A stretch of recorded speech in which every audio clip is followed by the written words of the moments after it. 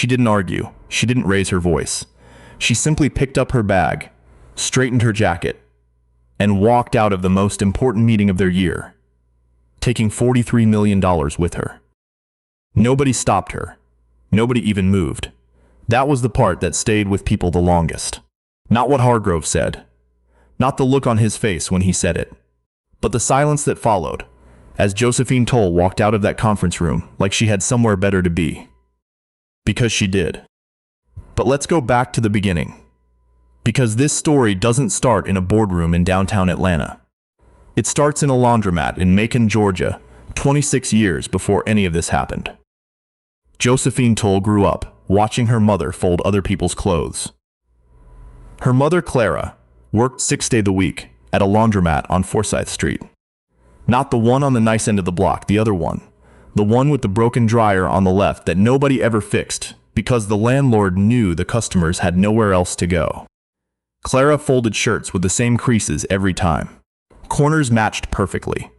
Collars laid flat. She had a system, and she never deviated from it. And Josephine used to sit on the bench by the door doing homework, watching her mother work, and thinking that nobody who came in ever once looked at Clara's hands. They'd drop off a bag, they'd pick up a bag. They'd look past her like she was furniture. Clara never complained about it.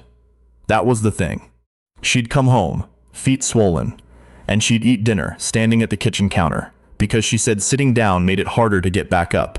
And she'd ask Josephine about school, in that exact same tone she used for everything. Calm, steady. Like the world was going to do what the world was going to do, and the only thing left to decide was what you were going to do about it. Josephine did something about it. She got a full scholarship to Georgia State. Studied finance. Graduated top of her class, went straight into investment banking, spent 4 years learning how money moved and where it went when it was afraid, and then she left her firm and started doing it herself. Small deals at first. A strip mall in Decatur, a mixed-use development in Savannah. She had a gift for seeing value in places other people had already written off, which probably had something to do with growing up in one. By the time she was 44, Josephine Tull managed a private real estate investment portfolio worth just over $200 million. She had 11 full-time employees, an office on Peachtree, and a reputation in Atlanta development circles as someone who did not miss. When Josephine Tull put money into a project, the project moved. That was just a fact. She didn't talk about the money. That was another fact people noticed about her. She drove a dark green Volvo she'd had for 6 years. She wore clothes that were good quality, but not the kind that announced themselves. She had a particular fondness for a diner on Memorial Drive that still sold coffee for $1.50 and kept the same 4 songs on the jukebox from 1987. She liked the booth by the window. She went there on Sunday mornings. She read the paper, the actual paper, and tipped $20 on a $4 meal every single time, because she remembered being the person on the other side of that transaction. Now, here's where the story turns. A development group out of Charlotte called Hargrove Capital reached out to Josephine's office in early spring. They were putting together a mixed-use project in the West Midtown corridor. Retail, residential, office space, the whole picture. They needed anchor investors. One of Josephine's associates had flagged the deal. The numbers looked interesting, and so she agreed to an exploratory meeting. Standard practice. Happens all the time. What Josephine did not know, because why would she, was that Bennett Hargrove, the founder and CEO of Hargrove Capital, had certain ideas about how business was conducted. Certain preferences about the rooms where that business happened. Certain assumptions about who belonged in those rooms and what they looked like when they walked through the door. He had never said any of this out loud, not in any way anyone had formally recorded. But the people around him knew, the way people always know, without anyone saying it directly. It was there in the way he talked about neighborhoods, in the way he talked about buyers, in the little pauses before certain names. His 2 senior partners, a man named Oliver Finch and a woman named Diana Sproul, had both noticed it over the years, and had both decided separately that it was not their problem to solve. That choice was going to cost them everything, but they didn't know that yet. The meeting was scheduled for 10 in the morning on a Tuesday. Josephine arrived at 9:55. She was dressed in a charcoal blazer, good slacks, her reading glasses pushed up on her head. She carried a slim leather portfolio, not fancy, not worn, just functional, and she'd done her homework on the project. She had questions prepared. Real questions, the kind that reveal whether someone actually knows what they're doing, or whether they've just built a very convincing slide deck. She introduced herself to the receptionist, a young man named Tyler, who offered her water and showed her to the conference room. The room had floor-to-ceiling windows, a long glass table, 8 chairs. She sat down, she waited, she checked her phone, she put her phone away. Bennett Hargrove walked in at 10:14. He was 61, silver-haired, the kind of tan that comes from a lot of weekends in certain places. He walked into the room the way men who own rooms walk into rooms, without looking to see who was in it first. Then he did look. And something shifted in his face. Something small and quick that he didn't quite manage to close off before Josephine saw it. Oliver Finch and Diana Sproul came in behind him. Hargrove set his things down at the head of the table. He did not extend his hand. He looked at the portfolio in front of Josephine, looked at the chair she was sitting in, and said, with the precise tone of someone who is certain they are being reasonable, "Are you here with the catering team? We're running a breakfast meeting. You can set up in the side room, they'll show you where." Silence.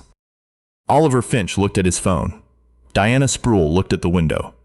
Josephine looked at Bennett Hargrove for a long moment. Not with anger, not with embarrassment. With something he was clearly not prepared for, which was nothing at all. Absolutely neutral. Like she was studying a mildly interesting weather pattern. She said, "I'm Josephine Tull." He blinked. "You reached out to my office in March," she continued, in exactly the same tone. "Your team sent over a 30-page deck on the West Midtown project. I had my analysts run the numbers last week. I had some questions about the Phase 2 build-out timeline, but I can see we may not get there." Hargrove said nothing. There was a particular quality to his silence. Not remorse, not recognition, but recalibration. Like a man trying to decide which version of an explanation to reach for. He reached for the wrong one. "Well," he said, with a small, tight smile, "sometimes these things there can be miscommunications about who's been invited to what level of meeting. I'm sure your firm sent the right person. We just may need to revisit." "My firm," Josephine said quietly, "is me." She stood up. She picked up her portfolio. She said, "I appreciate the time." And she walked out. She didn't slam the door. She didn't say another word. She walked past the receptionist. She thanked him, which he later mentioned to 3 different people, because it was the only gracious thing that happened in that building that morning. And she took the elevator down to the lobby and walked out into the Atlanta spring air, and she called her assistant and said to mark Hargrove Capital as a closed file. That was it. No email, no formal withdrawal, no phone call explaining her reasoning to people who already knew her reasoning. Just closed file. Now here's what happened on the other side of that door. Hargrove Capital had been circling this West Midtown project for 8 months. They had preliminary commitments from several smaller investors. But what they needed, what the whole deal was structured around, was a $43 million anchor position. Without that, the financing fell apart. The construction lender had made it very clear. Anchor first, then we talk. Josephine Tull was the anchor. When she walked out of that conference room, Oliver Finch finally looked up from his phone. He looked at Diana Sproul. Diana Sproul looked at Bennett Hargrove. And Hargrove, who had spent the previous 30 seconds convincing himself he had handled that professionally, said, "I'm sure we can find a replacement. That kind of capital is not as rare as people think." It was, in fact, exactly as rare as people think. The next 6 weeks were not pleasant for Hargrove Capital. Oliver Finch reached out to 4 other potential anchor investors. 1 was not interested in Atlanta. 2 wanted a different risk profile. The 4th came in and made it halfway through due diligence, before backing out over something unrelated to Josephine. But the timeline was already slipping, and the construction lender was watching the timeline. Meanwhile, the West Midtown corridor kept moving. Other developers were active in the same area. Land values were adjusting. The window that had made this project attractive in the first place was not going to stay open indefinitely. Diana Spruill came to Hargrove in week 7 and told him the deal was in trouble. He told her to call Josephine's office and see if there was any path back to the table. His assistant called. Josephine's assistant picked up, listened politely, and said she would pass the message along. Josephine received the message. She did not respond. There's something people misunderstand about moments like that. They think the silence is anger. They think the non-response is a power play, that she was waiting for the right moment to deliver a speech, that she had something prepared, that there was some dramatic confrontation she was building toward. There wasn't. Josephine had moved on. She had 3 other projects under active evaluation. She had meetings with a development group in Nashville, and a conversation she was looking forward to with a woman named Petra Anning, who ran a community development fund in Pittsburgh, and who had brilliant ideas about affordable mixed-income housing. Life was full and purposeful, and exactly what she had built it to be. She simply had no interest in returning to a room where she had been treated as invisible. That was not anger. That was just clarity. Hargrove Capital lost the West Midtown deal in week 11. The construction lender pulled out. The smaller investors followed within a month, as smaller investors tend to do when the anchor goes. The site sold to a different development group, one that had been circling it quietly and had the capital position to move fast. They broke ground 7 months later. The project went up clean. It opened 2 years after that and did well. Hargrove Capital was not involved in any of it. The firm didn't collapse immediately. It contracted. Projects were shelved. 2 senior staff left, including Oliver Finch, who had seen enough and had a family to think about. Diana Spruill stayed for another year, and then left to join a competitor who was doing interesting things in South Carolina. The office on Tryon Street in Charlotte got smaller. The team got smaller. The deals got smaller. Bennett Hargrove gave a quote to a Charlotte business publication about 18 months after all of this, in an article about the changing investment climate in the Southeast. He said that the market had become difficult. He said that certain deals hadn't come together the way he had anticipated. He said, and this was the part that circulated, that he may have misread some of the early relationships in the Atlanta corridor. May have misread. That sentence did a lot of work.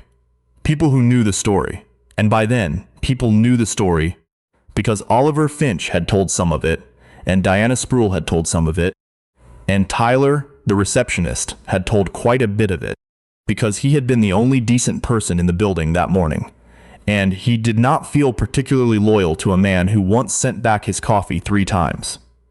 People who knew the story read that quote and had a reaction. Josephine did not read the article. She found out about it through a colleague who forwarded it with a brief note. She read the quote, put the phone down, and went back to the proposal she had been reviewing. She did not call anyone. She did not post anything.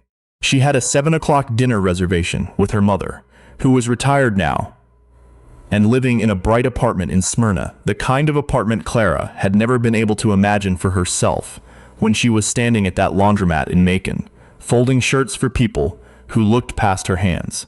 They ordered too much food. They talked for 3 hours.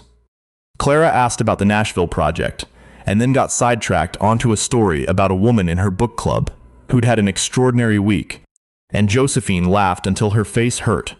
And by the time they walked out into the parking lot, the evening had gone fully dark, and the air had cooled down, just enough to feel like a relief after the long, warm day. Josephine drove home with the windows down. She thought about the Nashville deal for a few miles, and then she stopped thinking about it and listened to the radio. She thought about her mother's hands. She thought about the laundromat on Forsyth Street, the broken dryer on the left, the bench by the door. She thought about how long it takes to build a life where you never again have to fold yourself small enough to fit inside someone else's idea of who you are. She thought about how it had taken her 26 years from that bench to that boardroom, and how she had walked out of that boardroom in under 3 minutes, and how absolutely right that decision had felt from the moment she made it to right now. This moment, driving home with the windows down in a city she had helped build. Some things are worth saying plainly. What Bennett Hargrove lost was not $43 million. $43 million is a number. What he lost was every deal that would have come after. Every door that Josephine Tull would have opened, in rooms he hadn't even found yet. Every conversation she would have brought him into. Every piece of Atlanta that would have moved because she was moving it alongside him.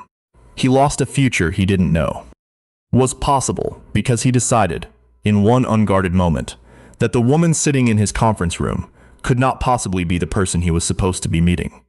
He decided that before she opened her mouth, before she set down her portfolio, before she said a single word, that is what it cost him, and she never lost a night of sleep over it. Not one. If you've ever sat on the bench by the door, watching people walk past without seeing you, if you've ever walked into a room and felt the temperature of the assumptions settling over you before anyone spoke, then you already know exactly why she walked out. She wasn't making a point. She was protecting something that could not be replaced. Her own peace, her own time. The absolute, non-negotiable understanding that she did not have to convince anyone of her worth in a room where her worth had already been decided. That's not a strategy, that's a standard. And the beautiful, expensive, quietly devastating thing about having real standards is this. You don't have to explain them to anyone. You don't have to defend them. You don't have to wait for anyone to agree. You just have to be willing to act on them.